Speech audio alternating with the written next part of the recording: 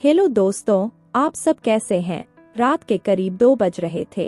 मैं अभी अभी अपने कमरे में आई थी। मेरे पीछे मेरी ननद सरिता भी आ गई। सरिता को अपने साथ देखकर मैं हैरान हो गई। सरिता, अपने कमरे में जाकर सो जाओ, सुबह बात करेंगे, मैंने कहा, लेकिन वह नाराज होने लगी। भाभी, मुझे आपसे एक चीज चाहिए, उसने कहा। बोलो, क्या चाहिए? मैंने जल्दी में पूछा, क्योंकि मुझे बहुत नींद आ रही थी। भाभी, मुझे आपका ये सूट बहुत प्यारा लगता है, प्लीज इसे मुझे दे दो, मैं सुबह वापस कर दूंगी। सरिता ने इतने भोलेपन से कहा कि मेरा दिल पिघल गया। वैसे भी वह मेरी छोटी बहन जैसी थी। मैं उससे कुछ भी अलग नहीं रखती थी और हमेशा उसकी मदद करती थी। हाँ, सरिता, तुम जरूर लेना। अभी जाकर सो जाओ, मैं सुबह ये सूट दे दूंगी, मैंने कहा। नहीं भाभी, मुझे ये अभी चाहिए, उसने जिद करते हुए कहा। अच्छा रुको, मैं अभी चेंज करके आती हूँ। यह कहकर मैं अपने कमरे के अटैच बाथरूम में चली गई। मैंने कपड़े चेंज करके उसे दे दिए,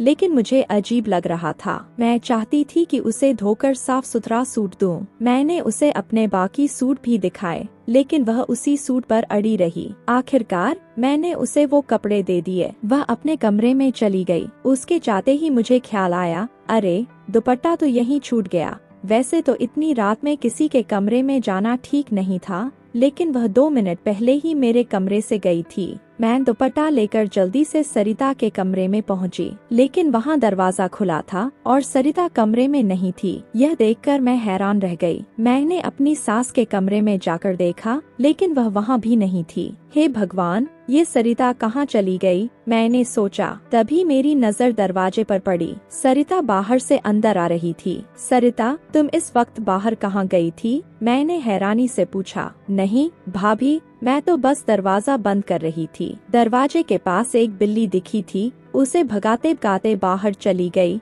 उसने जवाब दिया। सरिता ने कहा तो मैं सोच में पड़ गई। फिलहाल मैंने उसे दुपट्टा दिया और वापस अपने कमरे में आ गई। आज विकास को गए हुए 3 दिन हो चुके थे। मैं उन्हें बहुत याद करती थी। उनकी यादों में खोए हुए मुझे नींद आ गई। सुबह मैं उठी तो मेरा सिर भारी हो रहा था। शादी में जाने की वजह से बहुत थकावट हो गई थी। मैंने उठकर घर के सारे काम निपटा लिए और दिन के 11 बजे अपनी बहन को फोन करने बैठी ही थी कि सरिता मेरे कमरे में आ गई। भाभी, मुझे आपसे बात करनी है, सरिता ने थके हुए अंदाज में कहा। बात को छोड़ो, तुम्हें क्या हुआ है? मैंने आगे बढ़कर सरिता को थाम लिया। उसकी आंखें लाल थीं और उसे ठीक से चला भी नहीं जा रहा था। लगता था जैसे वह बुखार में हो। मैंने उसके माथे पर हाथ रखा तो वह तप रही थी। भाभी, मेरी तबीयत को ना जाने क्या हो गया है, सरिता ने तकलीफ भरी आवाज में कहा। अरे, तुम्हें तो तेज बुखार है, चलो मैं तुम्हें डॉक्टर के पास ले चलूं, मैंने कहा। लेकिन सरिता अपने कमरे में जाना चाहती थी। मैं उसे उसके कमरे में छोड़कर चाय वगैरह देकर वापस गई। अपनी बहन से बातें करते करते दिन का वक्त हो गया। मैंने दोपहर का खाना बनाया, मगर सरिता खाने की मेज पर नहीं आई। मैं उसे ढूंढने उसके कमरे में पहुंची। कमरे का दरवाजा बंद था। मैं परेशान हो गई। फिलहाल घर के बाकी काम भी देखने थे। मेरी सास भी सरिता को बुला बुलाकर थक गई थी। फिर शाम का खाना भी हमने अकेले खाया। सरिता कमरे से बाहर नहीं आई। मैं विकास की याद में व्यस्त थी, इसलिए मैंने सरिता से कुछ नहीं कहा। अगले दिन विकास आ गए। मैंने खुशी खुशी उनका स्वागत किया। तब मुझे सरिता का ख्याल आया। विकास भी सरिता से मिलने गए,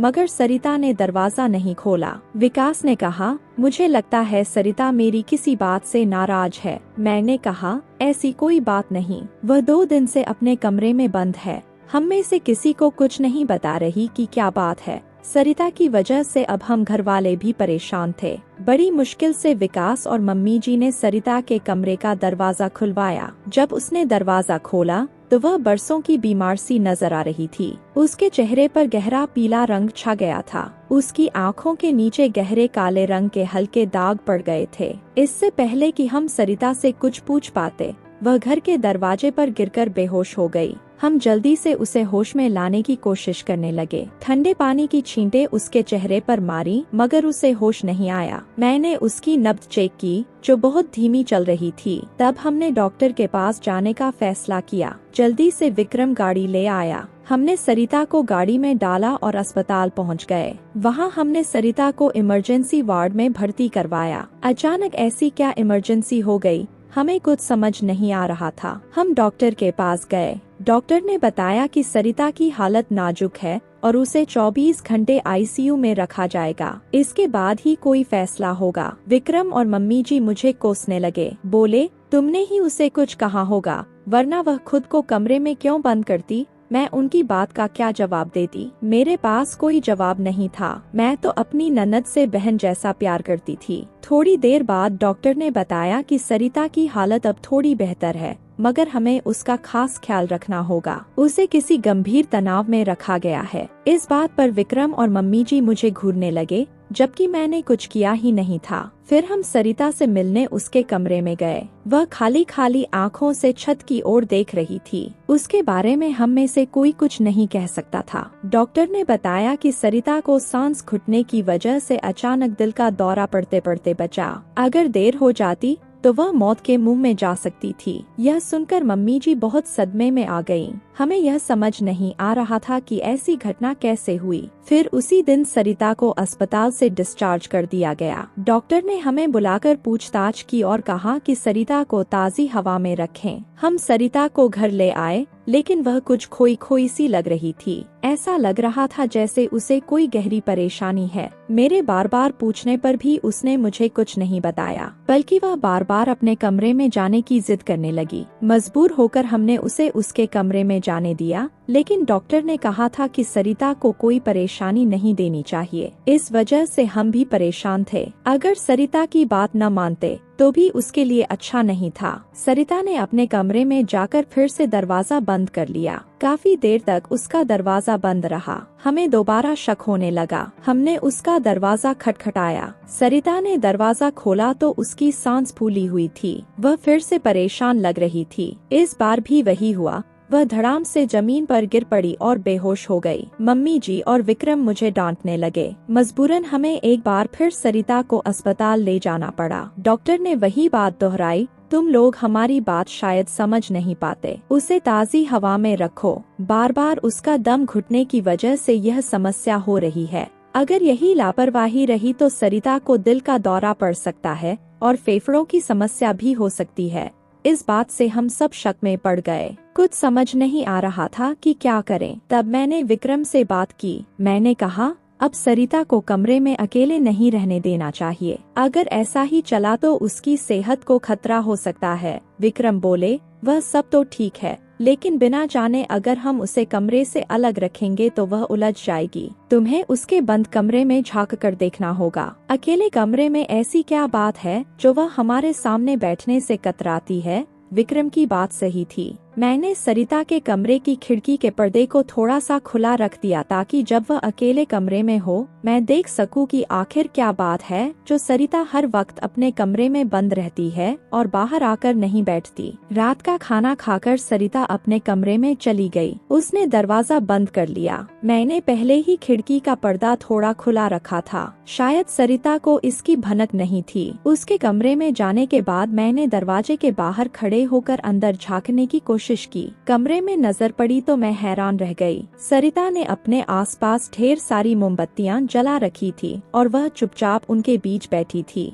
उसके बाल खुले हुए थे। उसका हुलिया अजीब सा था। उसने सिर पर चादर भी नहीं ओढ़ी थी। मोमबत्तियां उसके चारों ओर जल रही थीं। अब मुझे सारी बात समझ में आ गई। सरिता का दम मोमबत्तियों के जलने से घुट रहा था। मोमबत्तियों से एक खास तरह की गैस निकलती है जिससे सांस की बीमारी हो सकती है। अगर कोई ज्यादा देर मोमबत्तियों के सामने बैठे तो उसकी सांस अटक सकती है। मैंने जल्दी से दरवाजा खटखटाना शुरू कर दिया। सरिता ने फटाफट अपने बाल समेटे, मोमबत्तियां बुझाकर एक दराज में डाल दी और दराज बंद कर दी। फिर गुस्से में बोली, क्या बात है, दरवाजा क्यों बजा रही हो? मुझे कोई बहाना नहीं सूझा तो मैंने कहा, सरिता मेरी जान, वो कपड़े मेरे वापस कर दो जो तुमने 1-2 हफ्ते पहले लिए थे। मुझे कल जरूरी काम पर जाना था और मुझे वो कपड़े दिन के 12 बजे पहनने थे। मैंने सोचा अगर अभी कपड़े मिल जाएं तो मैं उन्हें धोकर छत पर सुखा दूंगी। सुबह तक सूख जाएंगे और मैं फंक्शन में पहन कर जा सकूंगी। मेरी बात सुनकर सरिता का गुस्सा कुछ शांत हुआ। उसने कहा,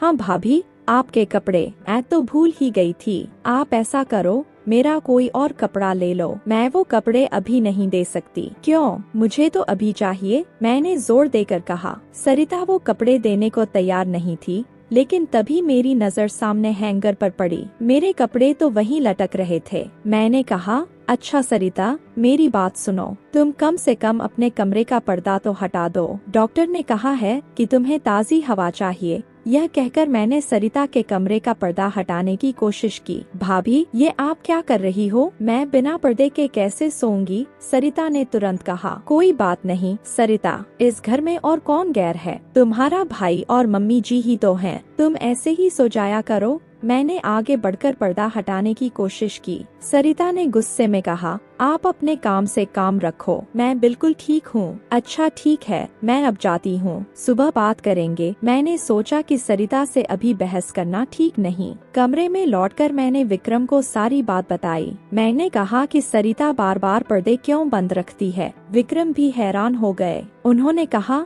मुझे लगता है सरिता किसी भूत प्रेत या आत्माओं के चक्कर में पड़ गई है। तुम मेरी बहन को जानती हो, लेकिन मैं यकीन नहीं कर पा रही थी कि सरिता बिना वजह ऐसा कर रही है। खैर, मैं बाथरूम में चली गई। मैंने एक टब में निरमा डाला और जो कपड़े मैंने एक हफ्ते पहले सरिता को दिए थे उन्हें धोने लगी। तभी मेरी नजर अपने सूट के गले पर पड़ी। वहाँ अंडे के छिलके लगे थे। मैंने कपड़े को पलटकर देखा तो कई जगह अंडे के छिलके चिपके थे और बदबू भी आ रही थी। मुझे बहुत गुस्सा आया। सरिता ने मेरे कपड़ों का ये क्या हाल कर दिया था? सारे कपड़े गंदे थे और अजीब सी बदबू आ रही थी। मैंने जल्दी से कपड़ों को सर्फ में भिगोया और ज्यादा पानी डालकर साफ करने की कोशिश की, लेकिन हैरानी की बात थी कि कपड़ों में जगह जगह अंडे के छिलके लगे थे और उनमें काफी रंग भी डाला गया था। कपड़े टब में डालकर मैं बाहर आई। विक्रम मेरा इंतजार कर रहे थे। वो पहले से परेशान थे और मैंने ये बात बताकर उन्हें और परेशान कर दिया, लेकिन मैं जानती थी कि मुझे क्या करना है। मैं रात भर यही सोचती रही कि सरिता के लिए ऐसा क्या करूं कि वो मुझ पर भरोसा करे,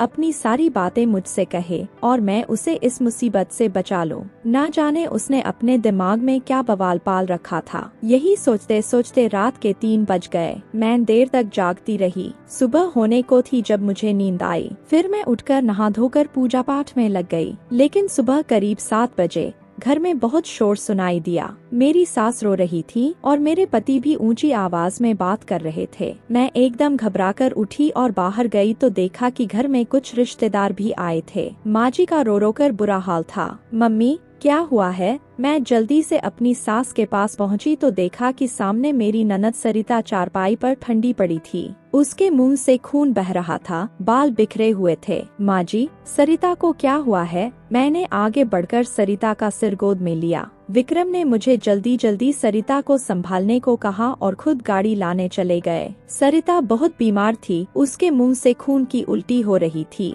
विक्रम जल्दी गाड़ी लेकर आए और हम सरिता को अस्पताल ले गए। इस बार हमने उसे दवाइयाँ भी समय पर दी थी, मगर भगवान जाने फिर क्या हुआ। अस्पताल वालों ने सरिता को आईसीयू में भर्ती कर लिया। उसकी हालत बहुत नाजुक थी। डॉक्टर ने बताया कि सरिता जिंदगी और मौत की जंग लड़ रही है। सबसे मुश्किल बात यह थी कि उसकी बीमारी डॉक्टर को समझ नहीं आ रही थी। डॉक्टर सुबह शाम टेस्ट करके थक गए, मगर बीमारी पकड़ में नहीं आई। अगली सुबह 4 बजे हमें खबर मिली कि सरिता इस दुनिया को छोड़कर चली गई। माँ जी का रो रो कर बुरा हाल था। वे मुझे मनहूस कह रही थी। बोली, तूने मेरी बेटी को खा लिया, ना जाने तूने क्या किया। मेरी बेटी हमेशा के लिए चली गई। मैं उनका दुख समझ सकती थी, इसलिए चुप रही। किसी को यकीन नहीं था कि एक जवान लड़की 1 हफ्ते में बीमार होकर जिंदगी की बाजी हार सकती है। सरिता के जाने के 21 दिन बीत चुके थे। मैं उसके कमरे में गई। उसके कपड़े मैंने गरीबों को दान कर दिए। अब उसका कमरा लगभग खाली हो गया था। सिर्फ एक अलमारी थी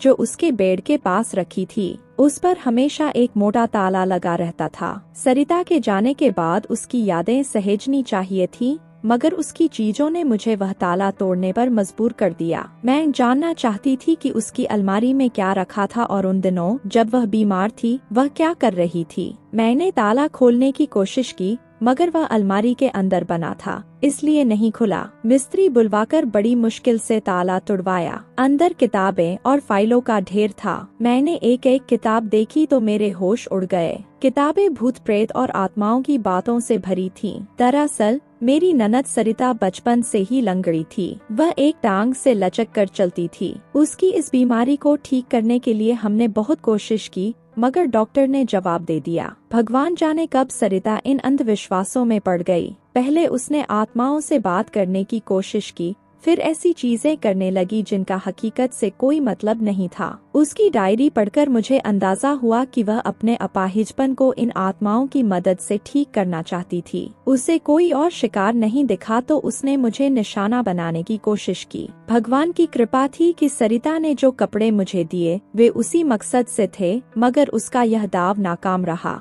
मोमबत्तियों और दूसरी चीजों के इस्तेमाल की वजह से उसे सांस लेने में तकलीफ होने लगी। सरिता को समय पर इस बात का अंदाजा नहीं हुआ, क्योंकि वह इन सबको सिर्फ जादू टोने का असर समझती रही। जब उसे दिल का दौरा पड़ा तो वह भी दम घुटने की वजह से ही हुआ। हम इस बात से अनजान थे कि सरिता अपने कमरे में बैठकर क्या करती थी। अब हालत ऐसी थी कि सरिता को कुछ कह भी नहीं सकते थे, क्योंकि मम्मी जी यानी मेरी सास हमेशा सरिता का पक्ष लेती थीं और खुद सरिता किसी की बात सुनने को तैयार ही नहीं थी। अपनी मरी हुई ननद के बारे में यह सब जानकर मुझे बहुत दुख हुआ। काश उसने एक बार भी मुझसे अपनी परेशानी साझा की होती तो मैं उसके लिए भगवान से प्रार्थना करती या कोई हल निकालने की कोशिश करती। मेडिकल साइंस में हर बीमारी का इलाज है, मगर उसने गलत रास्ता चुना और अपनी बीमारी में मुझे भी शिकार बनाने की सोची।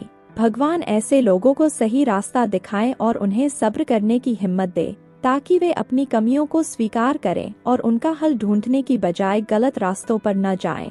आप सबसे मेरी गुजारिश है कि मेरी मरी हुई ननद सरिता के लिए प्रार्थना करें। मैंने उसे पूरे दिल से माफ कर दिया है। मैं चाहती हूँ कि भगवान भी उसे माफ कर दें। तो दोस्तों, यह थी आज की कहानी। आपको यह कहानी कैसी लगी, कृपया अपनी राय कमेंट बॉक्स में जरूर लिखें। अगर आपको यह कहानी पसंद आई हो तो वीडियो को लाइक करें, चैनल को सब्सक्राइब करें और बेल आइकन को ऑन कर दें, ताकि हमारी नई वीडियो की सूचना आप तक